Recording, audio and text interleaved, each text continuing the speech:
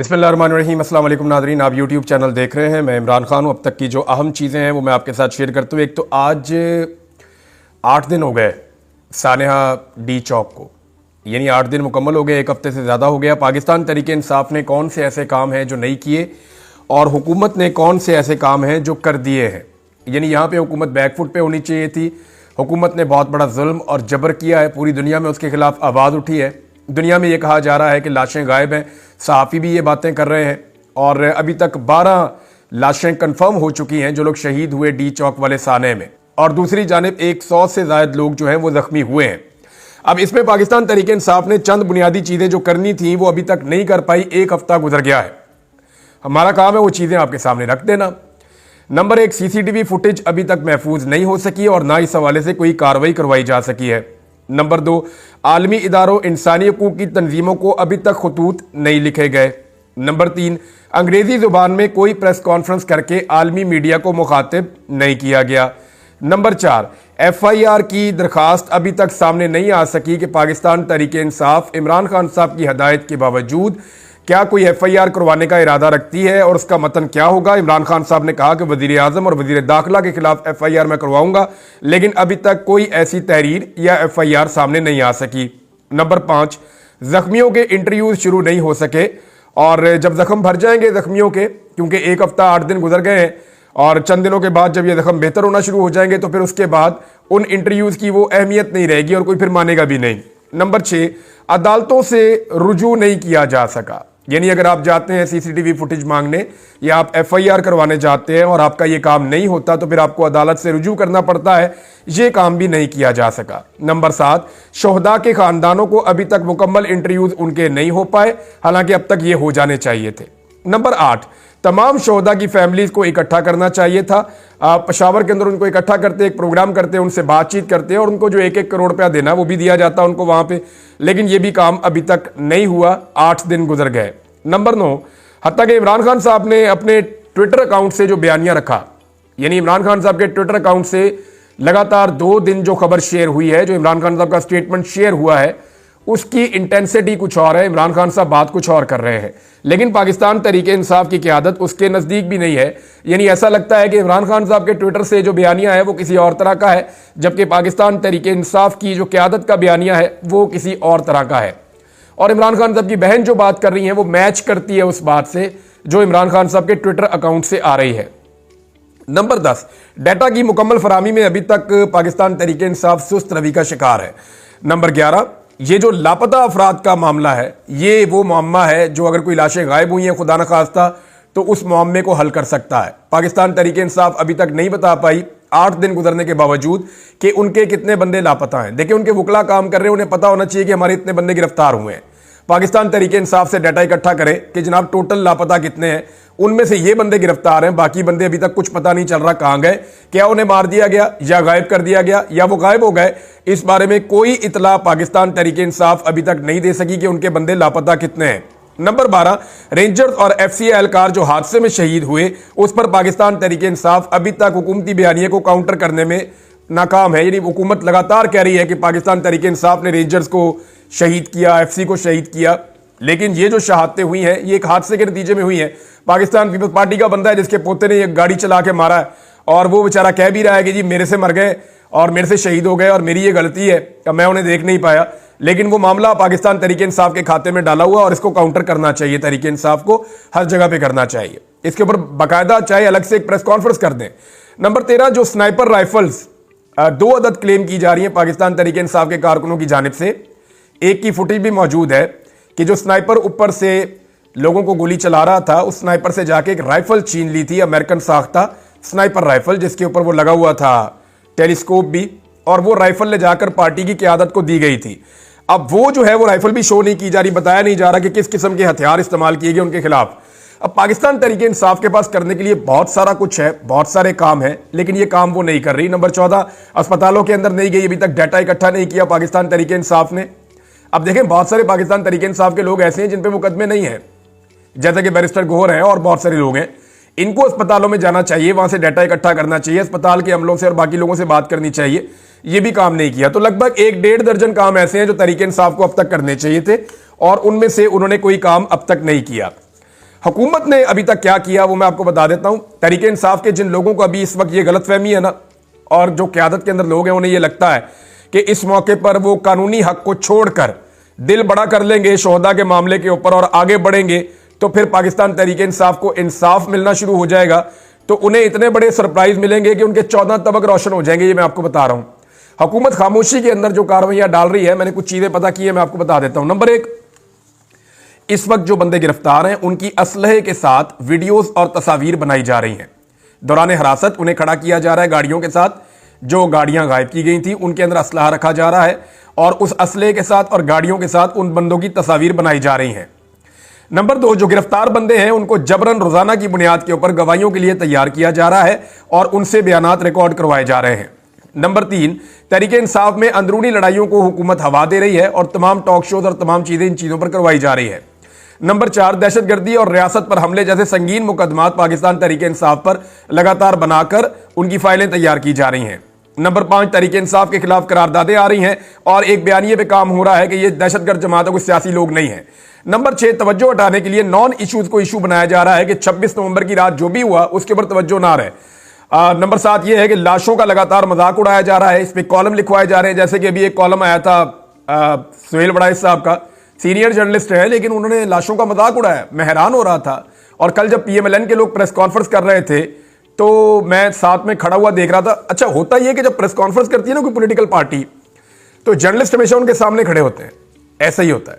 लेकिन यहां मैं बड़ी अजीब चीज ये देखता हूं कि एक पॉलिटिकल पार्टी प्रेस कॉन्फ्रेंस करती है तो जर्नलिस्ट उनके साथ खड़े हो जाते हैं। ये PMLN में ये रवाज है।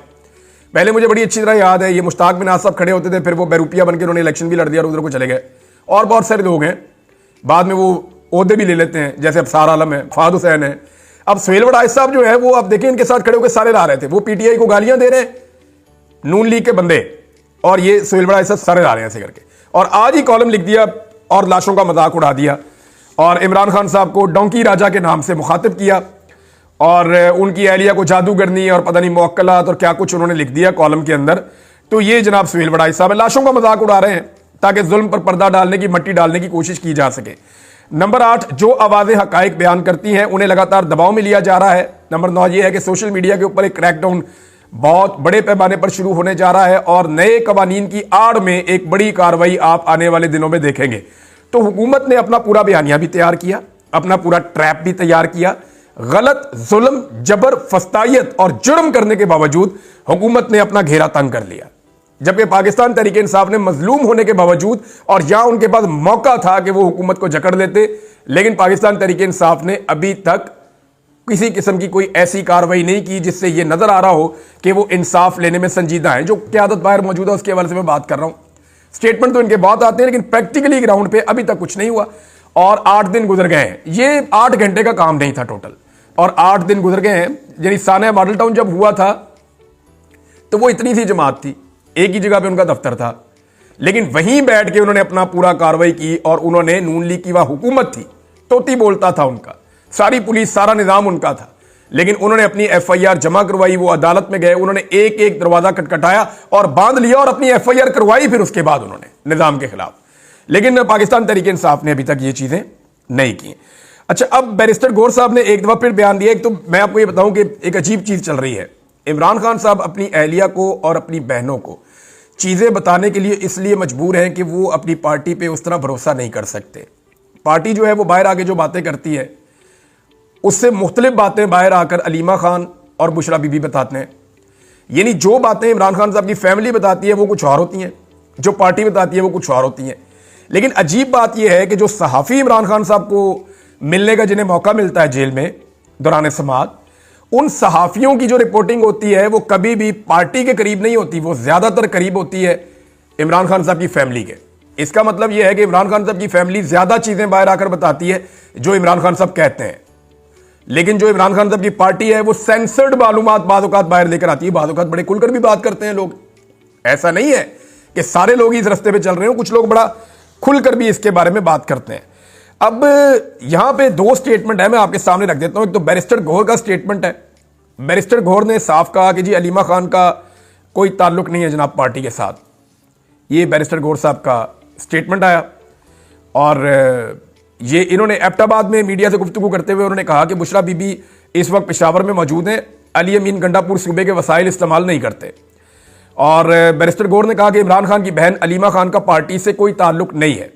तो वो तो इमरान खान की बीवी का भी कोई ताल्लुक नहीं है, पार्टी की सरबराही उनके पास तो नहीं है, ना उनकी बहन के पास है। लेकिन देखें, जब भी कभी इमरान खान साहब के ऊपर प्रॉब्लम आ रही है तो बतौर बहन और बतौर बीवी तो बाहर निकल के वो एहतजाज कर सकते हैं, और वो करते हैं। और जो पैगामात इमरान खान साहब उन्हें देते हैं वो बाहर आके सुना देते हैं। जब पार्टी ठीक पैगामात नहीं सुनाती तो फिर वो अपनी फैमिली को इस्तेमाल करते हैं इमरान खान साहब। अगर ये फैमिली बीच में ना होती तो मामला क्या होता, कोई नहीं जानता। लेकिन इसमें यह है कि एक तो बैरिस्टर गौर साहब का ये स्टेटमेंट है, ये वो क्यों दे रहे हैं, उन्हें क्यों देना पड़ रहा है। दूसरी जानिब एक स्टेटमेंट है अलीमा खान का, इसको अगर मैं पढ़ता हूं तो मुझे कुछ बातें समझ आती हैं। अलीमा खान साहिबा ने वॉइस ऑफ अमेरिका से गुफ्तगू करते हुए कहा कि अक्सर सुनते हैं बुशरा बीबी या अलीमा खान पार्टी की क़यादत ले रही हैं। ये बातें ये खुद फैलाते हैं क्योंकि वो माइनस इमरान खान की बात कर रहे हैं। ऐसा बिल्कुल नहीं होगा, एक ही लीडर है, वो बानी पीटीआई इमरान खान है। पीटीआई की क़यादत से राब्ते के हवाले से सवाल पर उन्होंने बताया कि पार्टी में से कोई भी हमारे राब्ते में नहीं होता। जब पार्टी रहनुमाओं को हिरासत में लिया गया था उस रोज सलमान अकरम राजा ने इमरान खान को पैगाम भेजने का कहा था। बुशरा बीबी से मुताल्लिक इमरान खान की हमशीरा ने कहा कि इमरान खान ने बुशरा बीबी को एहतजाज से मुताल्लिक कोई हदायत नहीं दी थी क्योंकि वो 2 हफ्ते पहले से बीमारी के बायस तारीख पर नहीं आ रही थी। उन्होंने मिशाल यूसुफजई के डी चौक के हवाले से बयान को झूठा करार दिया। ये तो आ गया जी उनका स्टेटमेंट। लेकिन साथ ही साथ एक खबर और भी है, और वो भी चल रही है कि इमरान खान साहब ने अपनी बहनों से कहा कि बुशरा बीबी को बुलवाएं, मेरी उनसे मुलाकात करवाएं। और बुशरा बीबी का यह दावा है कि जब उनकी लास्ट इमरान खान साहब से मुलाकात हुई थी तो उनके पास पूरा प्लान था कि डी चौक पर एहतजाज कैसे करना है। और इमरान खान साहब ने डी चौक पर एहतजाज का फैसला 2 हफ्ते पहले कर लिया हुआ था जब बुशरा बीबी की मुलाकात इमरान खान साहब से हो चुकी थी। तो नादरीन, ये चीजें हैं। एक तरफ माइनस इमरान खान की बात करते हैं लोग, जिसको जुटला रही हैं इमरान खान साहब की बहन, और दूसरी तरफ जो है वो उनकी बहन और उनकी बीवी को इमरान खान साहब की टारगेट किया जाता है और मखसूस लोग टारगेट करते हैं। अब एक चीज जो है ना वो दूसरी तरफ भी चल रही है, वो ये है कि इस वक्त एस्टेब्लिशमेंट ने इस चीज को बड़ा माइंड किया है कि हुकूमत ने जरा सा भी बोझ नहीं उठाया। यानी ये जो शहबाज शरीफ साहब ने हरकत की है ना कि डी चौक पर जो कार्रवाई हुई उस पर आर्मी चीफ का फौरन शुक्रिया अदा करके उनकी तारीफ कर दी। ये सीधी सीधी एक चार्जशीट है जो वजीर आजम ने अपने गले से उतारकर मिलिट्री एस्टेब्लिशमेंट के गले में पहनाने की कोशिश की है। और इसके ऊपर जो है वो वहां एक बेचैनी है, और उन्हें इस बात का अंदाजा हो गया कि जिनके लिए हमने इतनी मुखालफत ली पाकिस्तान में, और जिनके लिए इतना सारा कुछ किया, जिनके लिए इतना हद से आगे तक बढ़े, वो लोग इस काबिल भी नहीं है कि जरा सा बोझ उठा सकें। यानी एस्टेब्लिशमेंट ने बड़ा बोझ उठाया इस पीडीएम की हुकूमत के लिए, खासतौर पे पीएमएल-एन के लिए। लेकिन जैसे ही डी चौक पे बंदे मरे हैं, पीएमएल-एन ने वो बोझ उठाकर एस्टेब्लिशमेंट के कंधों पे डाल दिया है। और अब कुछ बड़े अजीब अजीब काम हो रहे हैं। जो एस्टेब्लिशमेंट के नुमाइंदगान हैं जो टेलीविजन चैनल्स पे या सोशल मीडिया पे आते हैं, वो अब अपने स्टेटमेंट देना शुरू हो गए हैं। यहां एक डिवीजन अब नजर आ रही है। थोड़े दिन पहले जो लोग एस्टेब्लिशमेंट और पीएमएल-एन को एक साथ रिप्रेजेंट कर रहे थे, वो अब अलग अलग होते हुए दिखाई दे रहे हैं। यानी अब नून लीग के नुमाइंदगान आपको अलग दिखाई दे रहे हैं। जैसे अफसार आलम है, उन्होंने अचानक कहना शुरू कर दिया कि बुशरा बीबी को हीरो बनाया जा रहा है, उनको लीडर बनाया जा रहा है। लेकिन अचानक गोली चली तो साथ ही उनका मौक़िफ़ बदल गया कि नहीं, उन ठीक हो गया काम। तो यहां पे ना अपना अपना मौक़िफ़ अब अलग होना शुरू हो गया है। कुछ रिटायर फौजी अफसरान वो भी मैदान में उतारे गए हैं, और फैसल वाडा साहब हैं वो भी मैदान में उतारे गए हैं। कुछ और लोग हैं वो भी उतारे गए। वो ये कह रहे हैं कि इस्लामाबाद में जो कुछ हुआ ये हुकूमत ने किया, एस्टेब्लिशमेंट का इससे कुछ लेना देना नहीं है।